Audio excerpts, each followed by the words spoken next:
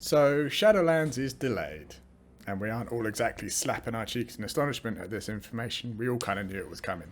This is kind of an apt nail to a fairly consistent decline in World of Warcraft for, well, a negotiable amount of time, depending on how you feel about Legion. Now, I've always been around in Warcraft. I played back in vanilla. I'm a casual player for sure. I play a little bit in retail, see? And I played a fair bit of Classic WoW as well since it came out. Sort of. So there are definitely better and more active content creators that can speak more accurately than me about what playing WoW and BFA and Shadowlands is like. Like him. And him. And him. But as a designer, I think there are a couple of points that should be taken into account when discussing the state of Azeroth. Now, anyone that knows me knows that I don't like to bag on other video games, and it makes me kind of uncomfortable. So let me justify my new stance for this video by starting with... yeah, they fired 800 people. They also waited until 1 month of Shadowlands' launch to announce the delay, which is bad for any game, but is extra twattish in a subscription service. And we should all assume that this was very deliberate, because any developer worth their salt would know months in advance that they were behind schedule. And if anyone gives me any of that "these uncertain times" crap, I'm going to stab you in the pancreas. So I started playing WoW back in 2006. WoW was my first MMO. Before that, I was basically all about any game that had co-op in it. Me and a buddy of mine played Halo because it had a co-op campaign, then Gears of War had a co-op campaign, Hunt of the Reckoning co-op campaign. The idea that we could both go on an adventure together was amazing. Then I told this to a work colleague of mine and he was like, "Hey, if you like that, you should check out World of Warcraft." Oh yeah? What's that? Let me just check. Holy tits on roller skates, there's 40 people in here! I want that! I want that! So I got the game, joined my friend's guild, and by the time I was raid ready, which took me a while, to be honest, I had made some great friends within the guild. Friends that I still have now. But then, over time, things started to get convenient. Convenience is not a bad thing. It's convenient. It would be fair to say that it's not really Blizzard's fault making quality of life improvements here and there. There's only slight behavioural changes, but there are a lot of them, and they all trend away from a sense of community. You don't get invited to a group, you join a group. Someone sets the minimum amount of shittery they're prepared to put up with, and you get auto-invited accordingly. And guess what? When those people that you invited wipe on Rathian, they will leave the group just as quick, as there's no investment. Which would be quite a black mark back in the day, ditching a group like that. Doubt no one in this raid will want to play with you again. No one's ever going to see you again anyway. In retail, no one says thank you for a summon. You expect a summon. Even though there doesn't exist a dungeon that is more than 45 seconds away, you still expect a summon. And it's hilarious to watch how incensed people get from having to be one of the 2 people that need to make the actual trip.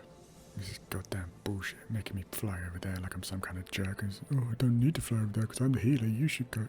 No one says grats anymore. Typically this is in regards to loot and leveling. No grats when people ding. That now happens every 20 minutes, 120 times each. You also probably aren't in a guild anymore anyway. It's also not in regard to loot, as we all get our own exclusive loot tables. So unless it's loot that I'm getting, I'm not about to scroll through the chat box to see what dropped for other people. It doesn't even pop up on the main screen for me. Also, your chances of getting the loot that you need are just as high in a pug as they are in a guild. So who needs friends? The core experience of World of Warcraft remains the same. But the fact that we are playing an MMO where you could go weeks at a time without having to talk or interact with other players should be setting off alarm bells in a lot of cases. This loss of community is also reflected in my next point. The need for other people has even been progressively diminished through each expansion in the story. Originally, we were all just soldiers in an army, which made a lot of sense for an MMO. There's millions of us. We can't have an army that's made up entirely of generals, that would be stupid. And as that army, we defeated Nefarian, Cthulhu, Illidan, Kil'jaeden. Tyrion assembled Azeroth's mightiest heroes. See that? There? See that? Enhance that. Zoom. Yeah, that's right. Plural. Tyrion brought heroes to Icecrown. Now what do we get? Champion! Champion! Champion! Right, get out of the way, you plebs. It's time for me to fire my laser. Warcraft has an incredibly rich and intricate history. The lore established from the RTS, the animated series and books have all been fantastic. But the story in World of Warcraft always seems to struggle. Because you know what WoW has that the RTS and animated series don't have? MMO players are by necessity a silent protagonist. This is a common technique that's used in a lot of games like Far Cry, Portal, Bioshock and Doom, which are all good examples of the use of a silent protagonist. But Tindy, the Doom guy, speaks in Doom Eternal. No. Yeah, in this bit right here, look, shut up! A silent protagonist at any point of the plot beats doesn't air an opinion. They don't even have a voice. In some cases you can't even be certain if they have feet. But when utilised correctly, it's an effective technique even in games with a fairly compelling narrative. It works by having a compelling character or characters that can do all the heavy lifting to carry both the story and the player. In Far Cry 3 you had Voss, an antagonist that drove the story. Portal had Wheatley and GLaDOS, who drove an awesome story made all the better by the role reversal halfway through the story. Also, give a thought to Skyrim. With a story so rich and interesting, you almost don't notice the fact that your player never speaks. Okay, he says 3 things. This is a creative choice in these games.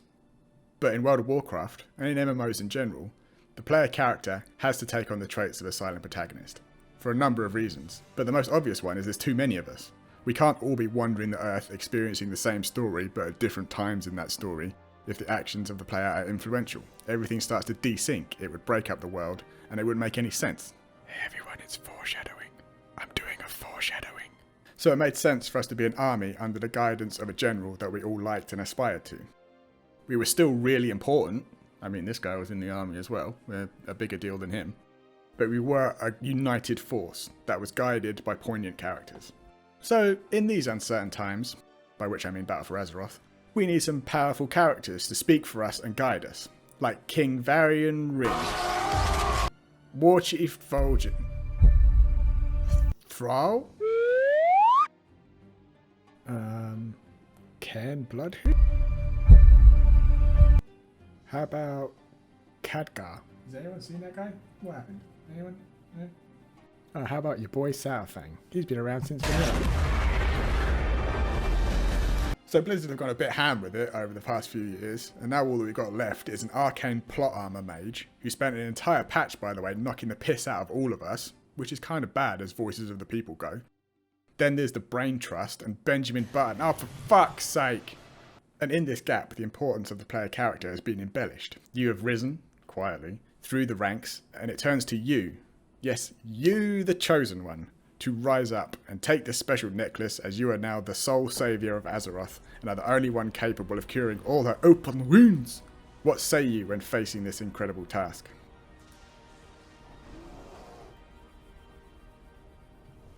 Right. Well, go forth, champion, you're our only hope. Trouble is now that we're the chosen one, we're influential to the story, and actions we take should have a direct impact on the world. But they can't, it's an MMO. But Blizzard elected to make the world accommodate for each player, sharding Azeroth when necessary. And that, while again a well-intentioned idea, has broken the world down further than it already was. It would have been simple narratively to just embrace the mass production of Hearts of Azeroth, and change this to something more like this.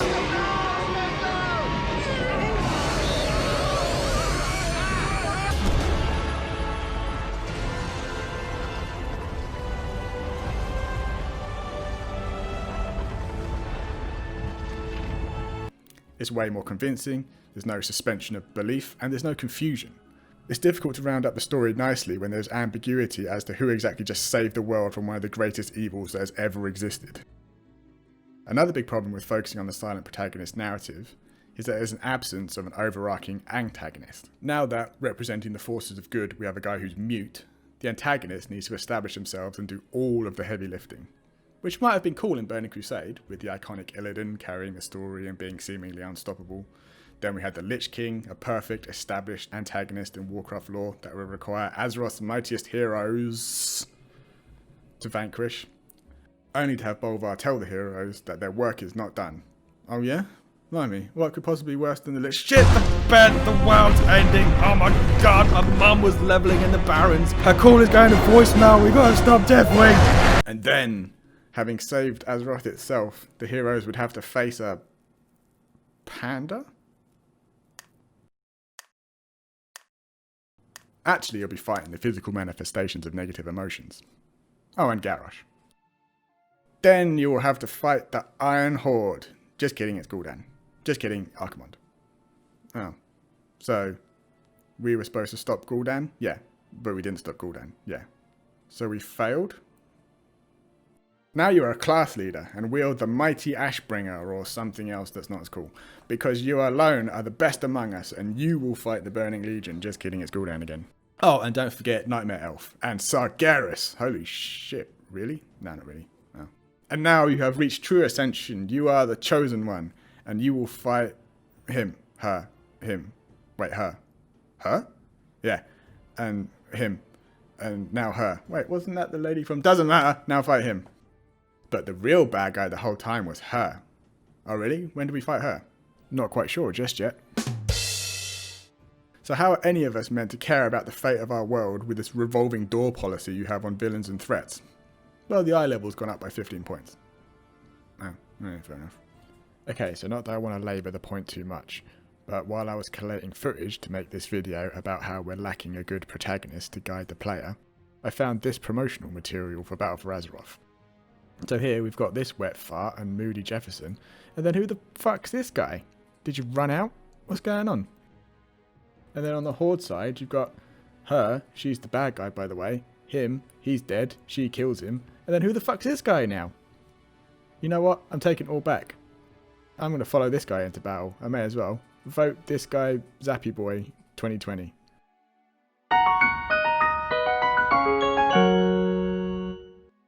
Ugh, retention.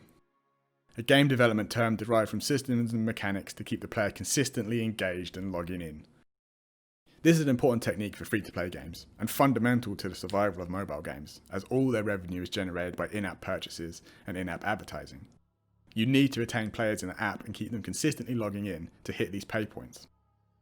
World of Warcraft doesn't have this business model, but employs similar methodologies anyway, and I'm not really sure why. World of Warcraft, Battle for Azeroth particularly, has an exorbitant list of chores that can, if you want to stay on top of all of them, take hours each day. You farm visions for the vision juice, you level up your necklace, probably from doing world quests and island expeditions, check in with the corruption vendor, clear your weekly and bi-weekly invasion point thingies, do your daily heroic, get your mythic plus for the weekly chest, the PvP weekly chest, looking for raids for consumables. Then you need to do the current raid tier to farm loot so that you have enough loot to do the current raid tier. Clear the Darkshore Warfronts for free epics. Does that war table thing still exist? Oh yeah, there it is. Chores. Chores for days. But why? Why have all these retention drivers? Well, you want to keep the world populated, right? You wanted a community, didn't you? This puts players into the game. In the game, yes. In the world, no. Farm visions, instance. Leveling up your necklace in island expeditions, instance. World quests, more instance than is really necessary. Do you have to shard me out while I move a turtle from here to over there? Your daily heroic, instance. Your mythic pluses, instance. PvP, instant. Raid tier, instance. Warfront, instanced.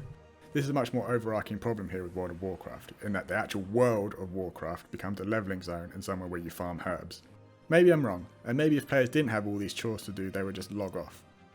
But it's worth considering that if we have massively multiplayer online games on one hand, and then multi-user dungeons like Diablo on the other, if we keep instancing and sharding out the World of Warcraft, we're going to trend in the wrong direction. Why else? Well, Blizzard needs subs to keep the game running and the servers up. Okay, so from a financial perspective, Blizzard has two objectives. Get everyone to buy the expansion, and keep everyone subscribing each month. They'd like it, I suppose, if more people bought Spectral Tigers and whatnot in the store. That's a small part of their margins, comparatively. And it would be nice to keep players logged in every day, just for the love of the game, and to hang out and be part of the actual world. But if they only log in once a week to raid Castle Nathria, then log off till next Wednesday, Blizzard makes the same amount of money.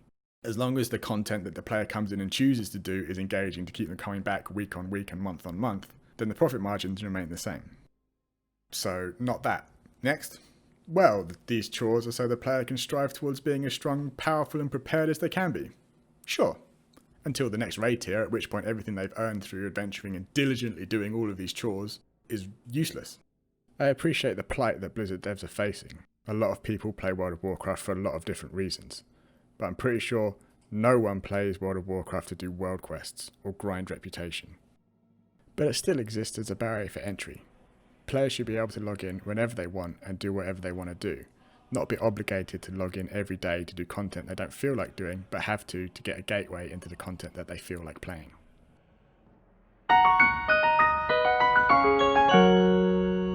So the game isn't balanced.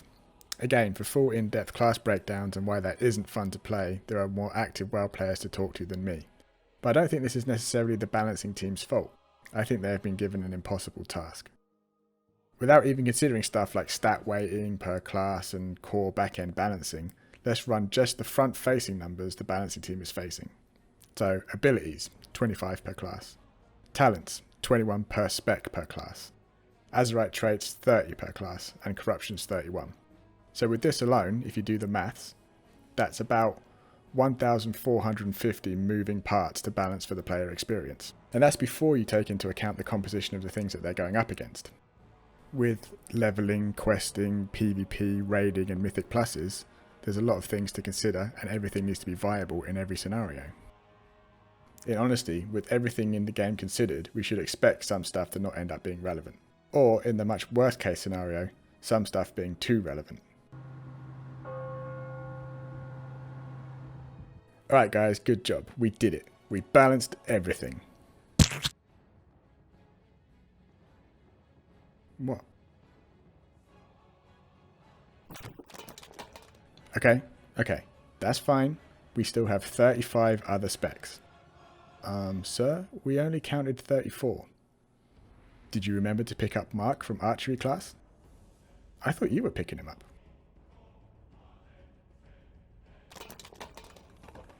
This is still pretty good given the task they faced for BFA. With all the balancing that needed doing, to only lose 2 classes is a strong A for effort. Now let's see how well you did balancing all the classes for Mythic Raid progression.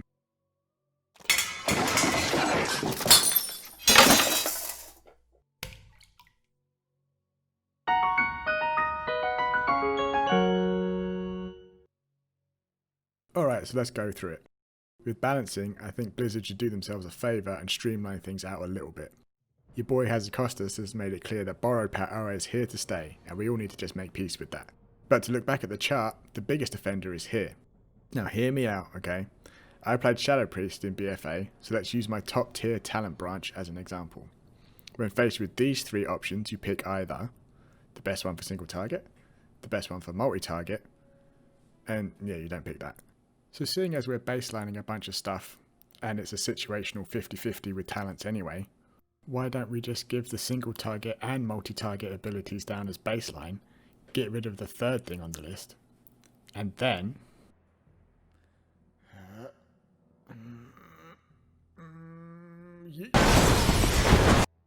I can feel the hate flowing through everyone as we speak. How could I even suggest getting rid of talents?